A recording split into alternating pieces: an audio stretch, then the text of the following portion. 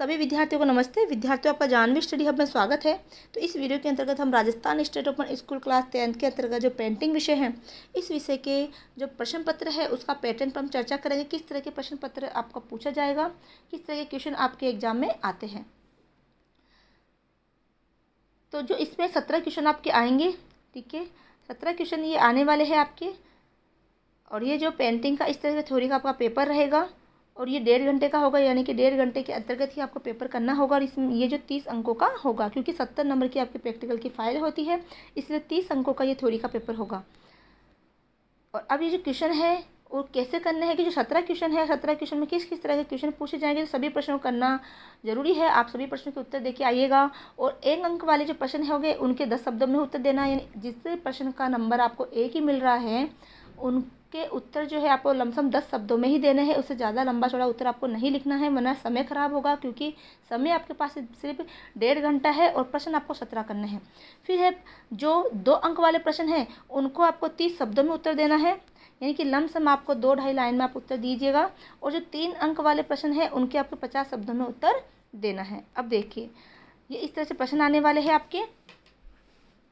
तो बहुत आसान है। आपके जो 9 चैप्टर पेंटिंग में दे रखे हैं उसके अंतर्गत आप ज़्यादा भी नहीं, 9-10 चैप्टर है शायद, तो उसमें आप 5-6 चैप्टर भी पढ़ के चले गए तो आसानी से आप पासिंग मार्क्स इसमें ले आओगे। देखो, कोणार्क के सूर्य मंदिर को किसने बनाया, तो कोणार्क का जो सूर्य मंदिर है वो नरसिंहदेव ने बनाया था, नरसिंहदेव फर्स्ट ने बनाया था, और ये उड़ीसा के अंतर्गत है।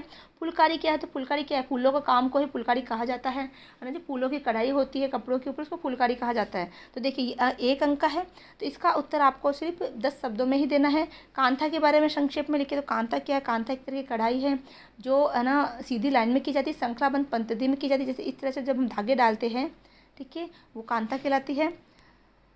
कॉलम से आप क्या समझते, कॉलम एक तरह का जो मानना होता है, ठीक है, अल्पना भी इसको बोलते हैं, जो कि जो रंगोली टाइप का होता है, जो विशेष अवसर पर ये बनाया जाता है। तो ये सारे क्वेश्चन मैंने उन वीडियो में डाल रखे हैं, तो उस वीडियो को आप देखिएगा, आपको अधिकतर क्वेश्चन उसमें से मिल जाएंगे और उसमें से अधिकतर क्वेश्चन आते भी है एग्जाम में। अगला है वाटर लिलीज कृति किसने चित्रित की, तो देखो ये भी 1 अंक का है, तो इसमें सिर्फ नाम पूछा है चित्रकार का। तो देखो ये 1 अंक का ही है, तो उतना ही आपको आंसर लिखना है।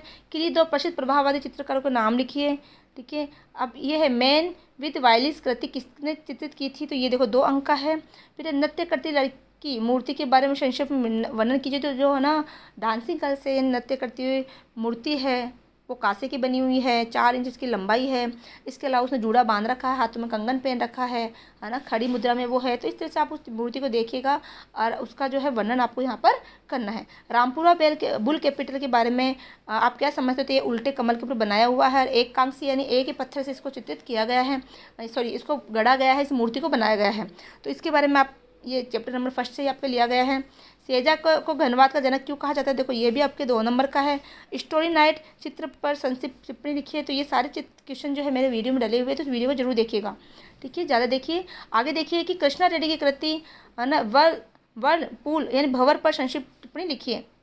अगला है भित्ति चित्र तकनीक के बारे में लिखिए, तो भित्ति चित्र देखो क्या होता है, भित्ति यानी होता है भीत, यानी कि दीवार पर बनाया हुआ चित्र। जब दीवार पर कोई चित्रकारी की जाती है तो उसको भित्ति चित्र कहते हैं। तो दीवार पर चित्रकारी करने का भी एक तरीका होता है कि पहले उसको प्लास्टर किया जाता है, उसको रंगा जाता है, जब वो हल्का सा गीला होता है तो उसके ऊपर चित्रकारी की जाती है ताकि वो जो कलर है वो पक्के हो जाए।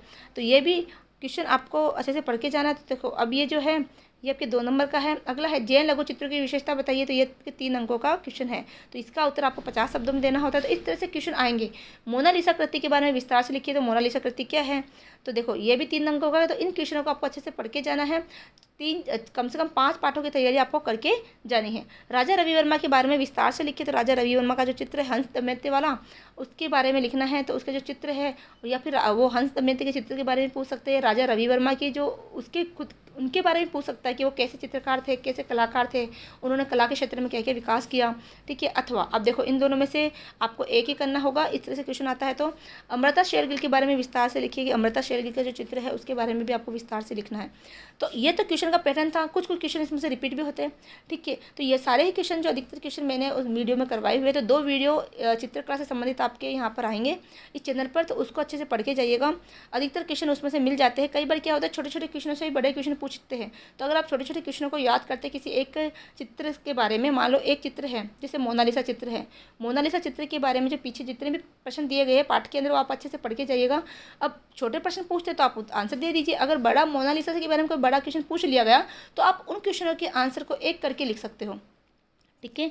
यानी कि उन सारे क्वेश्चन के आंसर जो मोनालिसा से संबंधित जितने भी क्वेश्चन छोटे छोटे पूछे गए हैं उनको आप एक करके लिख दीजिएगा, है ना। उनको एक वाक्य बना के अच्छे से करके उनको लिखिएगा, उस मोनालिसा का विस्तार उसमें आ जाएगा।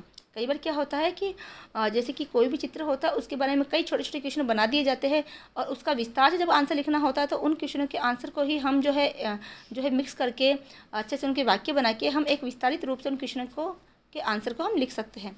तो इस तरह से आपका ये पैटर्न रहेगा चित्रकला के प्रश्न पत्र का। तो ज़्यादा से ज़्यादा वीडियो को शेयर करें, चैनल को सब्सक्राइब करें। मिलते हैं अगले वीडियो में। जय हिंद, जय भारत।